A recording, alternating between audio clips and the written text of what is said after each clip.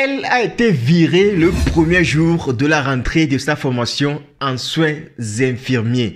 Qu'est-ce qui s'est passé et quelles leçons tu peux tirer de cette histoire? Reste jusqu'à la fin pour ne rien manquer. Je m'appelle Kojo, je suis coach en immigration en Allemagne. Et ici, nous parlons de l'immigration en Allemagne, nous parlons de tout ce qui concerne l'Allemagne. Comment est-ce que tu vas vivre en Allemagne pour pouvoir réussir ta vie en Allemagne? C'est de ça que nous parlons sur cette chaîne. Et si toi qui me suis actuellement, depuis que tu me suis, tu n'étais pas encore abonné à ma chaîne Voyager en Allemagne, c'est comme si tu es ingrat parce que les choses que je partage avec toi, c'est vraiment gratuit ici. Et ces choses-là, si tu veux la voir quelque part, tu dois payer avant de la voir, mais je te les partage gratuitement. Mais depuis jusqu'à maintenant, tu n'étais pas encore abonné à ma chaîne Voyager en Allemagne. C'est pas gentil à ce que tu fais. Donc, c'est pourquoi je t'invite vraiment dès maintenant à t'abonner. Je te donne une seconde pour le faire. Abonne-toi, c'est gratuit, ok? Abonne-toi maintenant et mets un like pour la vidéo pour pouvoir également aider l'algorithme de Facebook, de YouTube, de TikTok, de pouvoir montrer cette vidéo à plusieurs personnes parce que ça va sauver la vie de plusieurs personnes. Parce que moi, lorsque je suis venu ici en Allemagne, j'ai pas eu la chance de pouvoir avoir cette opportunité-là, d'avoir quelqu'un qui peut me parler, qui peut me donner des conseils pour que moi aussi je puisse réussir mon immigration, mon séjour ici en Allemagne, tu vois? Donc, commençons rapidement avec l'histoire. Qu'est-ce qui s'est passé? Donc, il y a une fille qui doit commencer le 3 avril 2023 sa formation en soins infirmiers. Et voilà, le premier jour de la rentrée, on lui tend un Kündigung. On lui donne une lettre que oui, c'est comme ça, tu dois signer, que c'est fini entre nous. Tu ne peux plus commencer la formation chez nous. Vous voyez, le premier jour de rentrée, la fille s'est bien préparée et puis la fille est arrivée à l'école et veut commencer les cours. Et là, on lui donne une lettre, ok, c'est fini entre nous. Donc, c'est ça le Kündigung. Tu dois démissionner, non, on ne peut plus te recevoir ici. Mais c'est quoi concrètement la raison pour laquelle l'école ne veut plus recevoir cette fille-là qui veut faire la formation en soins infirmiers chez eux? Et donc, là, la fille disait que c'est comme ça. Lorsqu'elle avait postulé, elle avait donné son B2. Elle avait fait les cours de langue dans un institut ici en Allemagne et puis elle a donné son B2 pour pouvoir postuler. Maintenant, lorsqu'elle a donné son B2, c'est comme si l'école a appelé là-bas, a appelé l'école pour pouvoir savoir si vraiment elle a fait le B2 là-bas. Et maintenant, l'école a appelé l'institut pour savoir est-ce que vraiment cette fille-là a fait le B2 là-bas. Et maintenant, l'école dit que non. L'école de langue dit que non, on ne connaît pas ce nom. Elle n'a pas fait le B2 chez nous, elle n'a pas reçu son certificat de B2 chez nous. Et maintenant, la fille a dit que mais pourquoi? Comment est-ce que je ne peux pas avoir le B2 chez vous? Alors que je me suis inscrit chez vous et puis j'ai également fait les examens chez vous et j'ai reçu mon B2. Et maintenant, la dame disait que non, que c'est comme ça, elle n'a pas fait les cours chez eux. Et là, la fille est allée maintenant à l'école de langue pour leur demander, mais pourquoi? Moi-même, j'ai reçu un document de votre part. Ce n'est pas un document qui est falsifié. Maintenant, vous êtes en train de dire à mon école que c'est comme ça. Je n'ai pas fait les cours de langue chez vous. Et l'école également croit que c'est un document falsifié que j'ai fait. Et maintenant, la fille est allée là-bas et puis c'est comme ça, la directrice de l'école de l'Institut de langue disait que non, c'est comme ça qu'il y a un collègue ici qui fait ça souvent, que le collègue donne de faux documents aux gens. Donc c'est la même chose que le collègue avait fait également pour la fille, mais la fille ne savait pas parce que la fille également n'avait pas bien lu ce qui était écrit sur son B2. Donc elle savait que elle croyait qu'elle a réussi à son examen de B2, oui c'est ça son B2, et puis elle a mené ça pour pouvoir postuler, vous voyez. Et donc là, la directrice de l'école de langue disait à la fille que mais ce que tu vas faire maintenant, simplement, c'est que tu vas reprendre encore l'examen de B2. Et maintenant, il restait simplement une semaine pour la fille. Qu'est-ce que la fille va faire? Une semaine avant la rentrée. Donc, la fille était obligée de refaire l'examen de B2 pour pouvoir recevoir son certificat. Et maintenant, le samedi qui était le 1er avril, c'est là que la fille a fait son examen de B2 et la fille a reçu à l'examen de B2. Maintenant, réussi à l'examen de B2, la fille amène son certificat de langue B2 à l'école pour leur dire que oui, c'est comme ça. Elle a maintenant un nouveau certificat B2. Vous voyez? Et donc, maintenant, le premier jour de la rentrée, qui est le 3 avril, la fille est allée à l'école pour pouvoir commencer les cours, proprement dit. Et voilà, on lui tend la lettre que oui, c'est fini entre nous. Tu ne peux plus travailler chez nous, tu ne peux plus faire la formation chez nous parce que tu es une menteuse. Que non, comment est-ce que tu peux essayer de falsifier les documents? Que non, ce que tu as fait là, c'est comme si tu nous as déçus. C'est comme si tu es une voleuse. Non, on ne peut pas recevoir ce genre de personnes dans notre entreprise pour faire une formation chez nous. Non, c'est impossible, on ne peut pas te recevoir ici. Non, c'est terminé entre nous, c'est fini. Il faut prendre ton sac et aller à la maison. Non, on ne peut pas te laisser commencer la formation.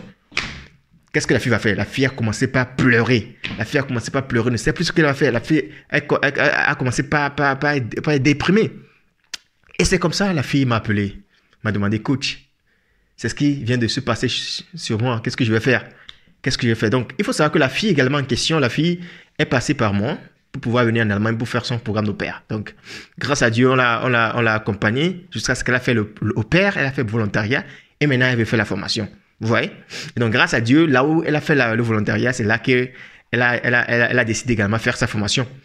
Et maintenant, elle m'a dit que oui, écoute, qu'est-ce que je peux faire? Mais il faut savoir que les gens que moi j'accompagne pour venir ici en Allemagne, lorsque ces gens-là me font signe, ou bien lorsque ces gens-là m'appellent, j'essaie toujours de décrocher, même si je ne suis pas libre, parce que je me dis que oui, peut-être la personne est dans un problème donné. Donc c'est pourquoi je vous dis souvent, si vous passez par moi, là, il faut savoir que je serai prêt pour vous, vous voyez, parce que ça ne suffit pas simplement de venir ici en Allemagne. Il faut savoir que lorsque vous venez également en Allemagne, il y a encore d'autres problèmes qui sont là, vous voyez, à régler. Mais il faut savoir également que moi, si je ne suis pas souvent libre, donc c'est pourquoi les gens qui sont passés par moi, je les privilégie souvent, vous voyez, je les privilégie souvent. Donc c'est là qu'elle m'a envoyé le vocal et puis elle me disait que c'est vraiment coach, c'est ce qui s'est passé, que si tu as le temps, tu peux m'appeler. Et puis je l'ai appelé et puis elle m'a expliqué la situation et puis elle me disait que oui, coach, moi, je ne veux plus faire la formation là-bas, et donc il faut qu'on cherche rapidement une nouvelle place de formation pour pouvoir commencer la formation. Et puis, je lui demandais, non, ça serait impossible parce que tu as presque ton titre de séjour. Et puis, tu as un contrat, tu as presque ton titre de séjour. Dans 2 semaines, tu vas recevoir ton titre de séjour au niveau de Auslanderbehörde,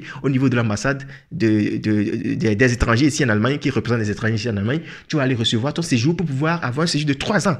Maintenant, on va encore commencer à zéro, à chercher une nouvelle école de langue. Non, ça serait pas possible parce que lorsqu'on le fait comme ça serait très difficile pour nous. Et ça serait également très difficile pour toi de pouvoir également argumenter ça au niveau de Auslanderbehörde, etc. Ça serait encore des tracas. Tu vas rester pendant presque 4 mois à la maison parce qu'il faut savoir que tu as également résilié le contrat de volontariat. Vous voyez, elle a également kündigen ça parce qu'elle va tu as commencé une formation le 3 avril. Vous voyez, et donc là, je lui ai dit que ok, qu'est-ce qu'on va faire maintenant? Ce qu'on va faire maintenant, c'est que tu dois maintenant on doit chercher ensemble une solution. Donc, moi, je ne veux pas que tu pars de cette école parce que tu as déjà un logement. Parce que actuellement également, si tu veux même en Allemagne, pour pouvoir trouver une école avec un logement ensemble, c'est très, très difficile, tu vois. Et mais toi, tu as la chance là de pouvoir trouver l'école là et puis également avoir la chance de trouver cette belle place de formation, tu vois. Et donc là, on ne peut pas laisser cette place de formation partir comme ça. Donc, on doit faire quelque chose. On doit passer à l'action. Donc, c'est là que je lui ai dit, OK, ce qu'on va faire maintenant, on va contacter le Betriebsrat.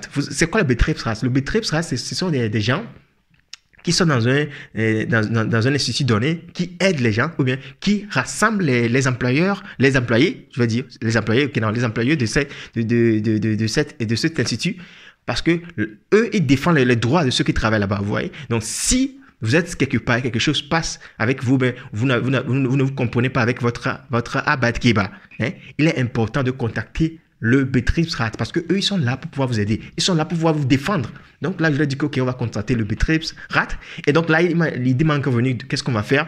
Ce qu'on va faire maintenant, on peut également contacter le chef de là où elle a fait son volontariat. Vous voyez, c'est très important. Lorsque vous venez ici en Allemagne, vous travaillez quelque part, travaillez très bien. Essayez d'être bon avec tout le monde. Essayez toujours d'être dans de bons contacts avec votre directeur ou bien avec votre station Leiter qui est là-bas, qui est là où vous travaillez. Parce que vous ne savez pas, lorsque vous aurez un problème, il peut vous aider. Donc, je lui ai dit que, ok, dans ce cas-là, si on ne contacte pas le Betriebsrat, on contacte son station Leiter, ou bien on contacte le Pflegedirektor. Parce qu'il faut savoir que le Pflegedirektor est au-dessus de l'école, vous voyez. C'est le Pflegedirektor qui décide tout de l'école. Parce que l'école maintenant prend ses décisions sans rien dire au Pflegedirektor, etc. Parce qu'ils ont pris la décision comme ça, ils disent que non, on peut pas la prendre là-bas. Donc c'est une menteuse, c'est une voleuse, c'est quelqu'un qui veut falsifier les documents, etc. Et donc là, on peut plus la prendre. Donc là, le Pflegedirektor également ne savait rien. Et donc là, je lui ai dit que, ok, il faut maintenant contacter ton station Leiter où tu avais travaillé et tu l'exposes la situation, que c'est comme ça s'est passé, et sûrement qu'elle va défendre ta cause. Elle va dire que non, ça ne sera pas comme ça, on ne peut pas lui donner un Kündigung, tu vas recommencer la formation. Donc là, je lui ai dit ça, et puis elle a fait ce que je lui ai dit. Donc elle a appelé son station Leiter, et donc le station Leiter a écouté l'histoire, il a dit non, c'est impossible, comment est-ce qu'on peut lui donner un Kündigung pour cela? C'était pas de sa faute, non, c'est impossible. Et là, le station Leiter a défendu sa cause. Et le station Leiter également a contacté le Pflegedirektor, et rapidement, l'école l'a appelé de nouveau, a dit que oui, tu peux venir commencer la formation de nouveau. Et là, elle m'a appelé avec la joie, elle disait que oh coach, merci beaucoup, merci pour tes conseils, oh Dieu merci, Dieu merci. J'étais également très fier parce qu'on a réussi à résoudre cette situation parce que la fille était presque déprimée. Imaginez, tu commences le premier jour ta formation et maintenant on te donne qu'une coucou, mais c'est fini. Tu peux plus commencer la formation. Qu'est-ce que tu vas faire?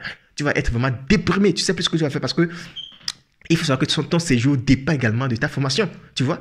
Donc, ce que vous devez apprendre dans cette histoire, c'est que quoi? Lorsque vous recevez tout document, essayez bien de le lire. Parce qu'il y a également certains qui font des choses bizarres ici en Allemagne, qui donnent des faux documents. Et là, lorsque les Allemands sachent que vous allez donner un faux document, il faut savoir que vous aurez vraiment de sérieux problèmes. Donc, c'est très important pour toi qui me suis actuellement de tout faire pour bien lire les choses. Si tu ne comprends pas quelque chose, montre ça à quelqu'un. Que oui, ça veut dire quoi, ça veut dire quoi. C'est très important ce côté-là, ok? Également, faut pas se laisser faire parfois lorsque on décide des choses bizarres dans votre boulot et on se dit que oui, il faut faire ça. Faut pas se laisser faire. Il faut également aller chez les supérieurs pour leur expliquer la situation. Parce qu'il faut savoir qu'ici en Allemagne, chaque instance a des supérieurs, tu vois. Donc là, lorsque les supérieurs décident, là, c'est terminé, tu vois. Donc lorsque les supérieurs décident, là, c'est terminé. Et toi, également, ce qui me suit actuellement, si toi, tu n'es pas passé par au pair volontariat avant de faire une formation en Allemagne, ou mais tu es venu directement pour faire une formation, il faut savoir que le visa que tu reçois dans ton pays d'origine, ça ne suffit pas. Il faut savoir, souvent, on donne les 3 mois de visa et c'est ici que tu dois prolonger. Mais lorsque tu viens ici et quelque chose se passe, là, il faut savoir que tu as des problèmes, tu as des sérieux problèmes. C'est pourquoi il faut être toujours concentré. Il faut toujours prier lorsque tu viens ici. Il ne faut pas te dire que oui, j'ai déjà reçu mon visa, c'est terminé, ouais, moi je m'en fous des gens. Moi je m'en fous de ce que les gens disent, etc. Non, il ne faut pas le faire comme ça. Il faut être toujours concentré sur ton objectif, voir si quelque chose se passe, où je peux trouver la solution. C'est très important ce côté, ok? J'espère que l'histoire que je viens de raconter, ça t'a vraiment aidé, ou bien ça t'a donné une petite idée. Si toi également tu es dans la même situation, mais tu arrives un jour dans la même situation, essaie de prendre le calme et essaie de contacter les supérieurs. Essaie d'être bon avec ton supérieur. C'est très important également de ce côté, parce que tu ne sais pas quand est-ce qu'il peut t'aider. J'espère que tu as aimé l'histoire. Si c'est le cas, partage ça avec tes amis. Abonne-toi à ma chaîne Voyager en Allemagne pour me donner également la force. Et on est ensemble sur cette chaîne Voyager en Allemagne. Ok? Et mets un like, abonne-toi surtout, active la cloche de notification pour être notifié à chaque fois qu'une nouvelle vidéo sort sur cette chaîne. Allez, on est ensemble. Bye bye. Et donc, vraiment, je dis merci à la fille qui a accepté que je puisse également parler de cette histoire, parce que c'est qu'à travers cette histoire, ça va aider beaucoup de personnes. Ok? C'est très important ce côté. Merci à toi et que Dieu te bénisse. Et merci pour la confiance que tu as toujours en moi. Allez, bye bye.